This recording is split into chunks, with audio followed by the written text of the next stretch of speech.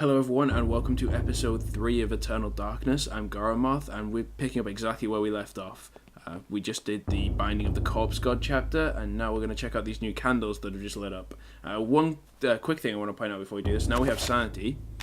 If we check out thing, we notice that Alex's Sanity isn't actually full. This is a mechanic that isn't, they don't tell you this until you kind of have to realize it yourself. Every time you read a chapter from the Tome of Eternal Darkness, you actually lose some Sanity, which is kind of interesting.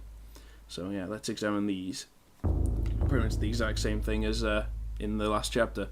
A small shrine of candles. Their placement appears to be very deliberate, corresponding to etchings on the table and an illustration on the wall. Some of the candles have been lit. So we're just going to extinguish these two.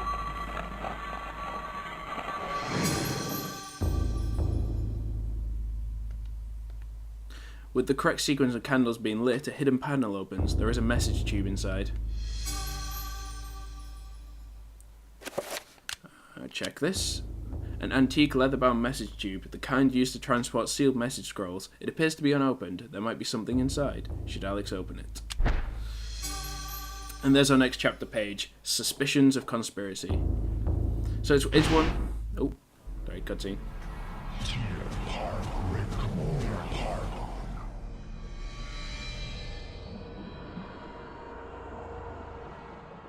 Thy presence is long missed, my liege. The universe is a yawning chasm, filled with emptiness and the puerile meanderings of sentience.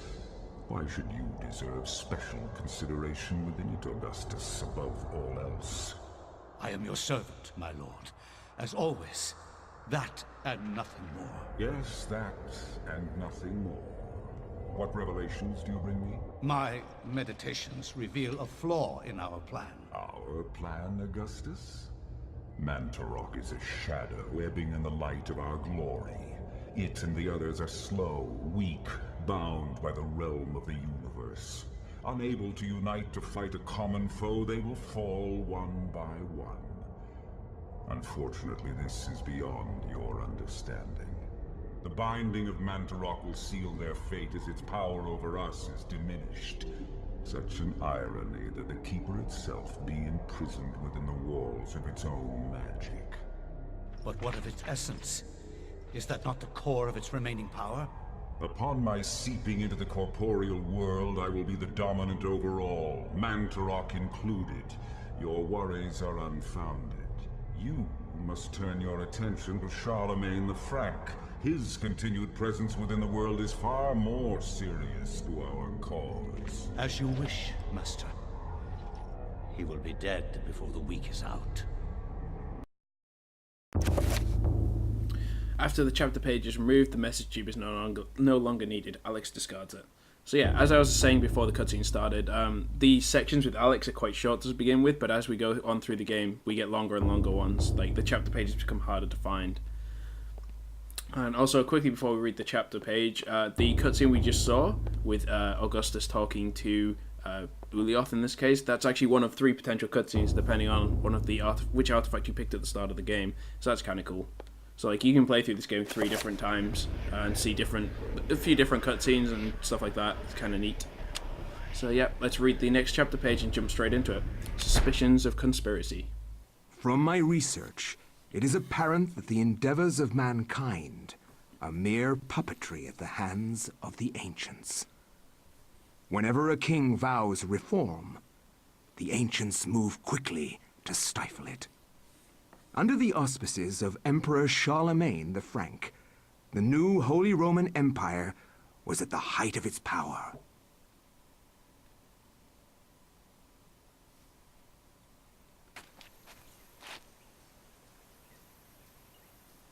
Hanc mit ad dominum et imperatorum nostrum, carolum magnum francum. Deliver this to our Lord and Emperor Charlemagne the Frank.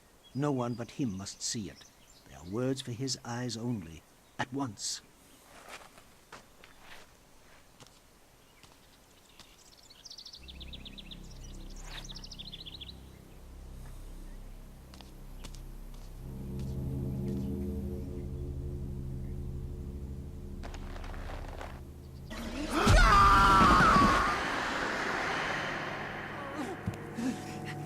What sorcery is this? A spell?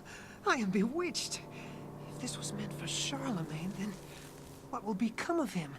I have to warn him of this treachery.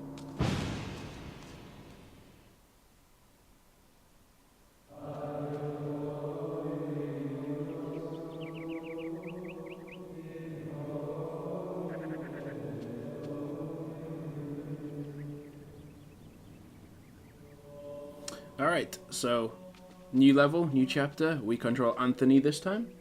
We need to find Charlemagne because we need to warn him of potential assassinations.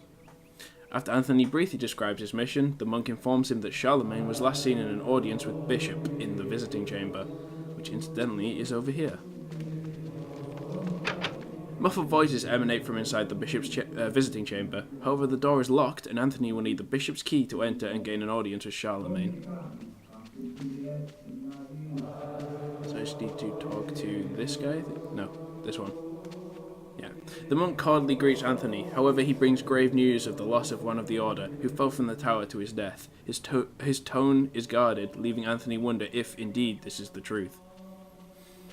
So a lot of this level actually acts as a tutorial for how the magic system works. So we'll be seeing that soon. I'm going to head upstairs for now. And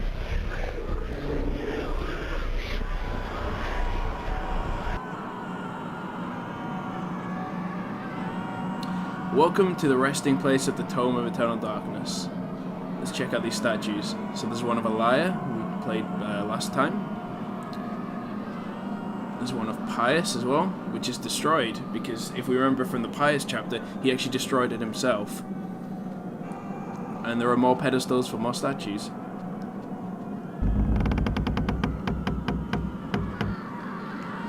Cradled in what appears to be a leathery hand lies a mysterious book. It is bound in human skin and intricately decorated with shrunken bones. It beckons and yearns to be possessed. Should Anthony claim the Tome of Eternal Darkness?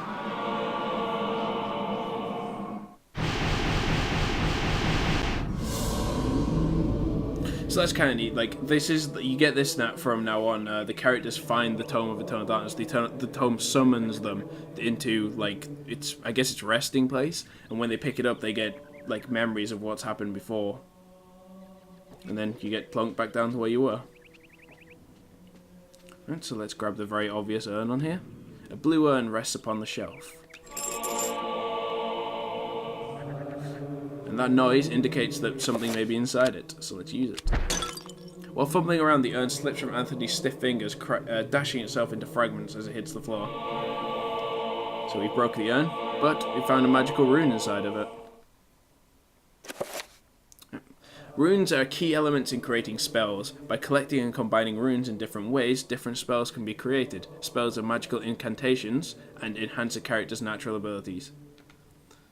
So yeah, this is a quick tutorial. I'm just going to quickly skip through this because I'll explain it as we go on.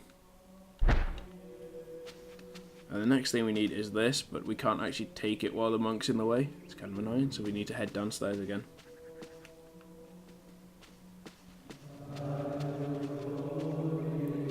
Press the monks. And now we can actually... A funeral casket made from unfinished wood. It's not properly sealed and could probably be opened. Should Anthony open the casket? Yes. Oh my god, what is it? What happened? This devil's work. We should get out of here. You have proven what we have feared the most. This poor man has been the victim of great evil. Look how his body has been defiled, as if something has burst out from inside him. Here, take this for your protection. And find the bishop. He must be informed of this horrible discovery. So now we have a weapon. We have the Scramasax, I believe that is. I'm sorry, again, I'm not particularly good with pronunciations. So let's equip that. Equip.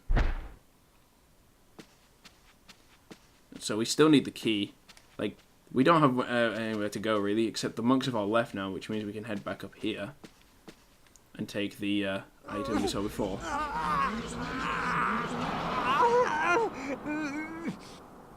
Now we start to see the effect of the scroll we read earlier in the intro cutscene. So let's take this. A mysterious gold medallion rests upon the desk.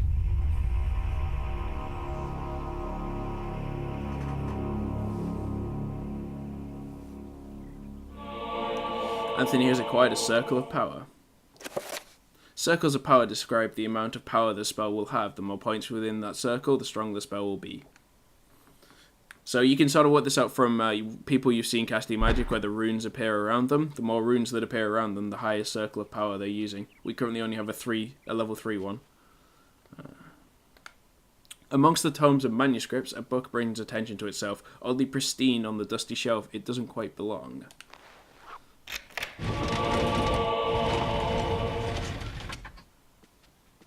So basically, like I said before, most of this level acts as sort of a semi-tutorial on how to cast magic. First, we have to deal with a Xel'lotath zombie, who currently has conveniently has a rune inside of him, which we need.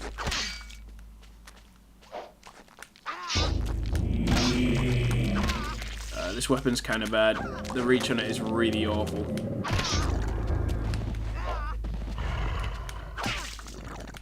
This guy's actually pretty tough. There we go. Finish this guy. The finish on it is quite fantastic, though. He just throws it at them. Yeah. We found the magical rune. So basically, yeah, this is one of the ways you can acquire runes for stuff. You just find them in monsters. The monsters give them to you. Other times you have to go and actually hunt them out. So again, that was what I was talking about last episode. Like, I didn't actually lose sanity until the monster turned around and looked at me. Head on through here.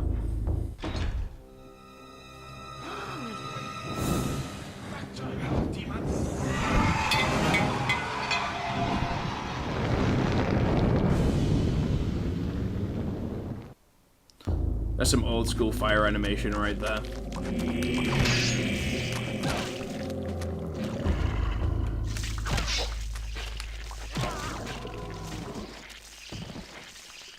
Let's quickly deal with the Servant of Mantarok. Nothing too tricky.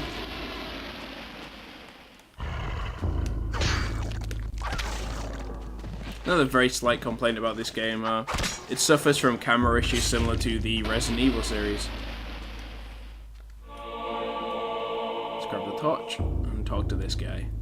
Grateful for his life, the monk tells Anthony what happened. He was carrying a sacred urn from the baptismal font when he was confronted by the bishop, who was brandishing a large blade and whose eyes burned with an evil fire. Frightened, the monk dropped the urn out of shock and ran. Returning to retrieve the urn, he found only the sword the bishop had left behind. With thanks, he gives the bishop's sword to Anthony. So we're going to swap out to that sword because I much prefer it. Again, this is some weird graphical issues with the emulator I'm having to use, but it is there. And we have it equipped. Actually, sorry, I didn't think about this. We need to equip the torch first so we can see what we're doing. I always thought this was a little bit weird. He talks about dropping the urn and stuff, and then he couldn't find it. It's like, it's 2 feet from you, mate. And now we get a new function in our inventory allowing us to mix stuff together. It's obviously combinations. So, mix the urn all together. Mix. There we go, we have a broken green urn to go with our broken blue urn. Because we're just not clumsy enough. Again, a rune inside a monster. Pretty standard at this point. Two-edged sword, equip. And we have this is known as a codex. A carved stone tablet lies on the stone floor. Anthony has acquired a magical codex. Again, this is another part of the magic system. Runes cannot be understood without a codex. With a codex, runes in your possession will remain.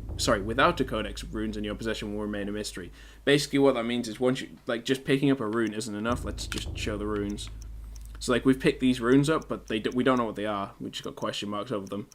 So you need to actually use a rune. You need to find the rune, and then you need to find the appropriate codex to go with it that tells you what it is. So, for example, here we have a codex for a thing, so we know that that rune is called Goramoth, but we don't actually have it yet. In fact, if the eagle-eyed among us, you may spot that it was the rune inside this guy. This is a much better sword than the other one.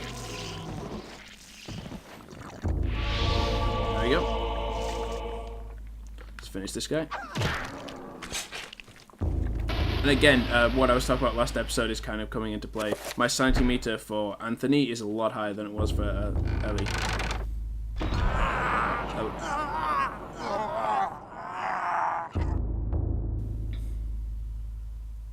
Right, spell is effective once more. And again, this gives us another hint here.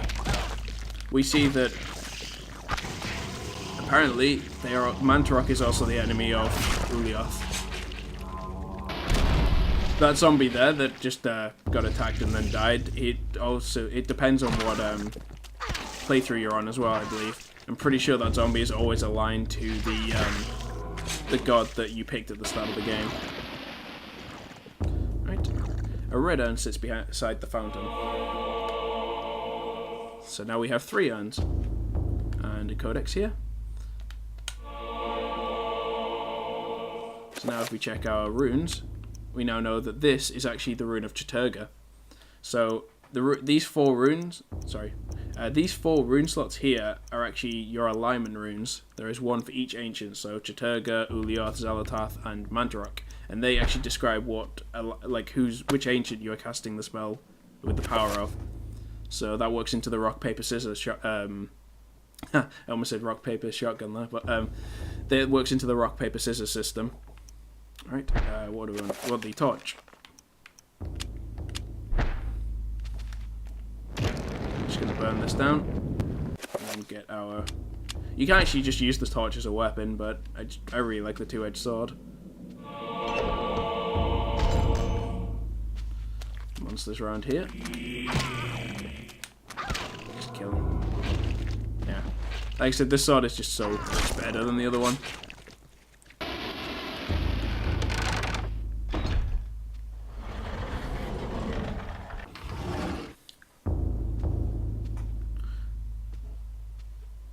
That would be the bishop.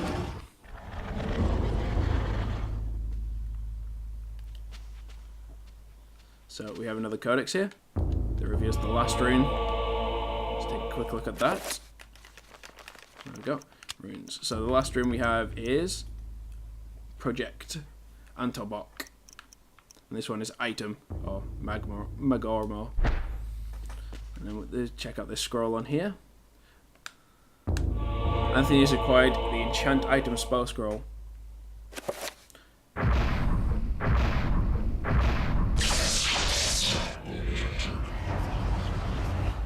So yes, you can find spell scrolls like that tell you exactly which combination of runes you need to cast a spell. You can also, if you just have combinations of runes, just try and cast them yourself and see what happens, as long as you know what the runes are, like I said before.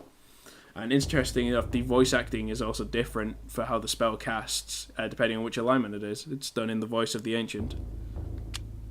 Anyway, yeah, we can now cast spells. This is just quickly running through the... So we can examine this to find out exactly what the spell does. It's a torn scroll illustrated with a geometric symbol is accompanied by a small note. The note reads, "That which is broken shall be fixed. That which is dull will be sharp. This is the nature of the enchant item magic. The spell requires those runes." So we can now assign it. You need to select the alignment which we want to assign it, and then you can put it into the quick spell, which is basically just assign. You can have 5 spells equipped to stuff. So we're just going to assign it to Y because that's easiest. And now it reveals that we have a magic meter, which it's a pretty simple mana system. You regenerate when you're moving, or you can use various things to regenerate as well. So now, I think that's everything here. So let's actually use our spell we just got. I'm going to enchant one of the broken urns.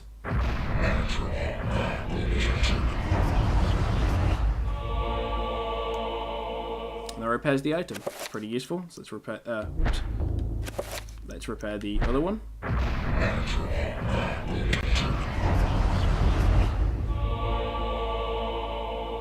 And also, we are going to use... Sorry.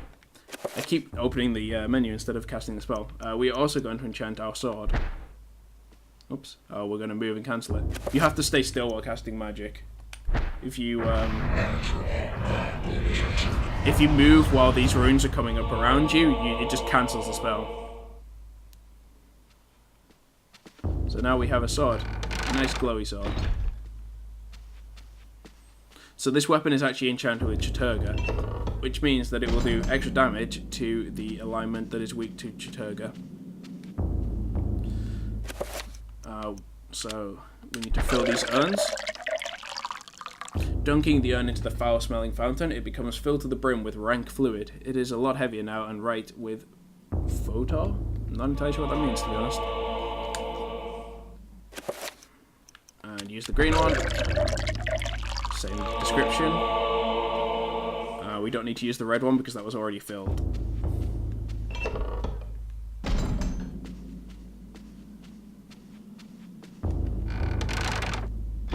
Now we can use them on this panel on the floor. Examine. An iron plate in the floor is carved with 3 curious circles. Dried splashes have marred its pockmarked and worn surface. So we'll just... Although the urn appears to sit correctly in place on the pressure plate, it does not appear to be heavy enough to depress it. Again, we need all 3. Oops, not my sword. There we go. Sorry, I'm just trying to think which is the alignment system. I believe Chattur'gha is strong against Xal'atath. So any green zombies we have will take extra damage from our blade. But unfortunately, the blue zombies of Ulioth, like the ones that are lying on the floor of this room. So, you have come to return my book. Very well then. For your efforts, I promise a quick and merciful death.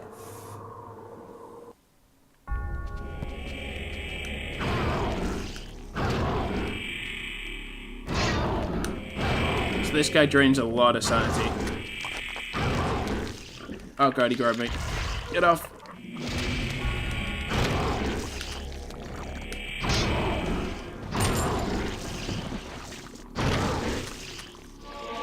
Grab his key. Let's get some finishes in before they disappear.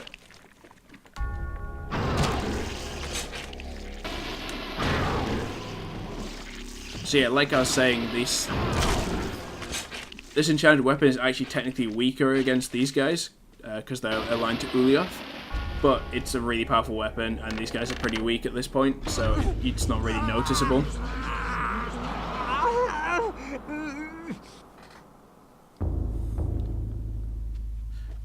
It's also worth noting... Oh god, zombie.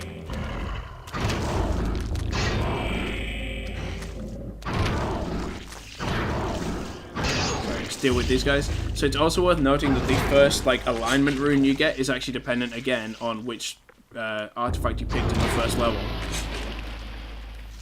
The first rune you get is always the ancient that you. It's always the ancient that the main ancient you pick is strong against.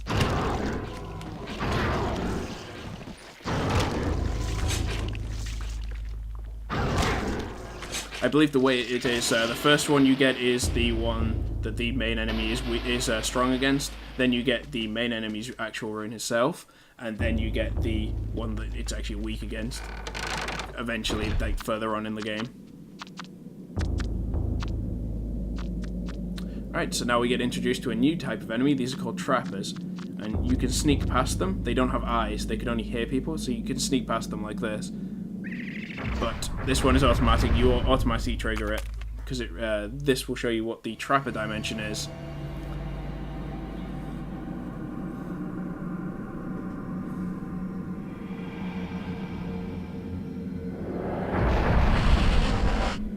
The trapper dimension sprawls in every direction. Whilst in this place magic cannot be cast and humans are subject to odd phenomena. The portraits cycle from colour to colour as time progresses, and only the quick will escape. It's a pretty simple teleportation pad system. So we're just gonna head straight to the exit. We don't really need it from here. These places they could screw you over, but at the same time, sometimes it can be useful because on the other platforms there are places to refill your magic and health and sanity. So it can actually be useful to get stuck in the trapper dimension. But at the same time, like, you can run into all sorts of creatures in there too. Trappers have no eyes but can sense sound very well. If Anthony can sneak past them, they won't be trouble. So yeah, they're pretty simple to sneak past, to be honest. Just straight up like that. Our entrance ran out, but I'm not going to redo it.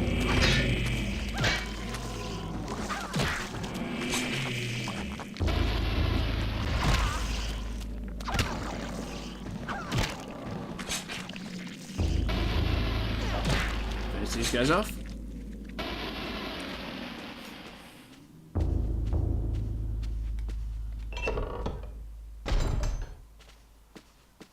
This monk guy is still here, and he says the exact same thing he said before.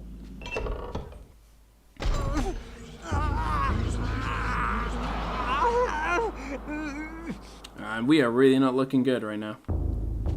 I just love the fact his animations change as well. I mean, that's so cool. This is quite frank. It's a pretty simple level, but this is one of my favorites.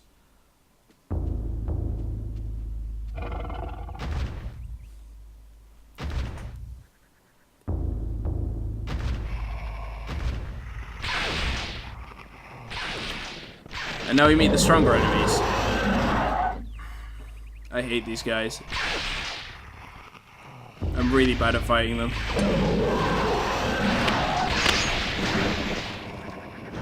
That attack is really annoying.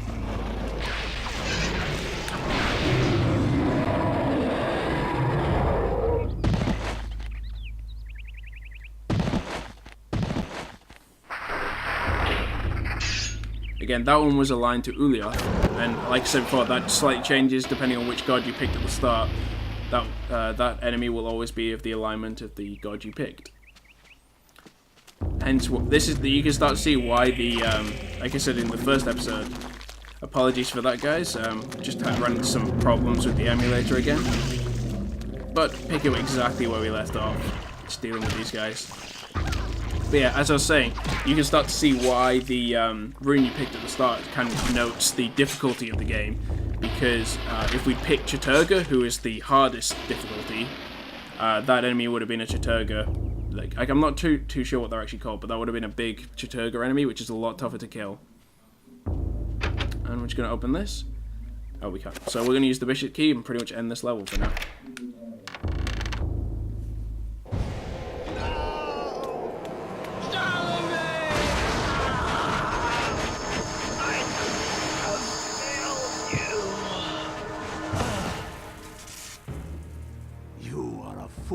Trying to save him, Anthony. His fate was decided many centuries ago, as is the fate of this world. Despite your faith, there is little to save you from the power of Ulioth.